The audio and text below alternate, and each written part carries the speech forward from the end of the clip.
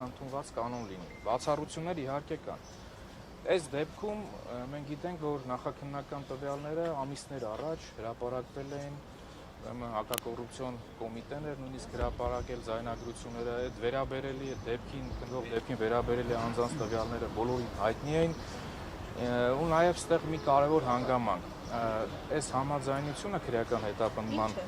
համաձայնություն ստանալու, նաև ազատությունից զրկելու շեմը բավականին ցածր է, այսինքն դատարանի հետ չես համադրի սա։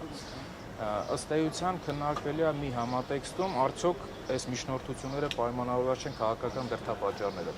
Հիմա այդ քաղաքական դրդապատճառները միանշանակ գործի նյութերից չի բխելու։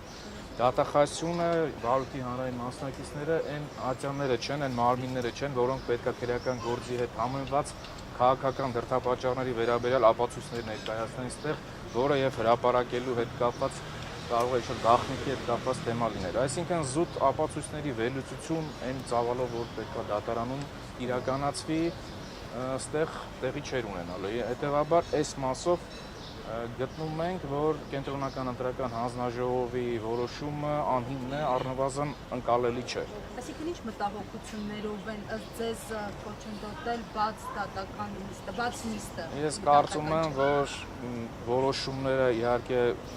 ժամանակից առաջ չընկնենք, կայացվելու է հնարավորինս արագ այդ որոշումները կայացնելը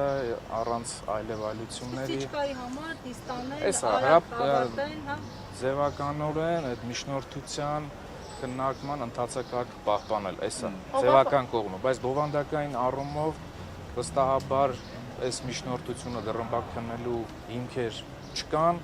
եւ չեն կարող լինել։ Պարոն Վարդանյան, ընդհանուր առմամբ անդրադառնալով նախ ընտրական պրոցեսի, հետընտրական պրոցեսի ընթացքում այս աղմկահարույց այսպես կոչված դեպքերին ընտրակաշառքների, երբ պարզվեց, որ իրենց հակակոռուպցիոն կոմիտեի կողմից մատնանշված 200-ից ավելի գործերից ընդամենը 14-ով է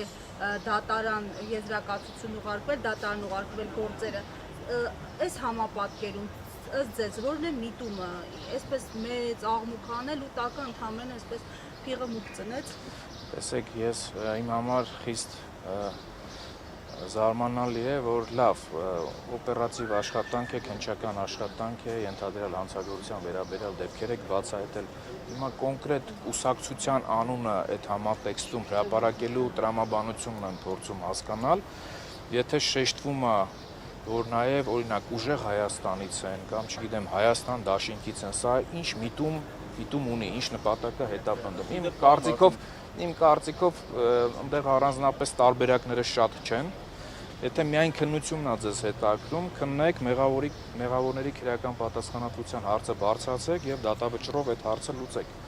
Բայց եթե դրան զուգահեռ նաև որևէ կուսակցության, անկախ նրանից ուժեղ Հայաստանը կլինի, թե ընդդիմադիր կլինի, թե օրինակ իշխող կուսակցության,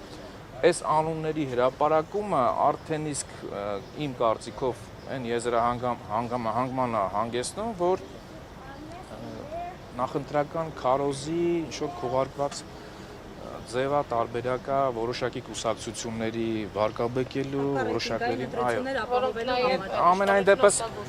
անկողմնակալ դիտորդի տեսանկյունով դա նկատելի է, ես նկատել եմ։ Պարոն Վարդանյան, ով է մեղադրող դատախազը, ով է, անազգանուն ասեք եւ եկել է նիստին։ Նիստին եկել է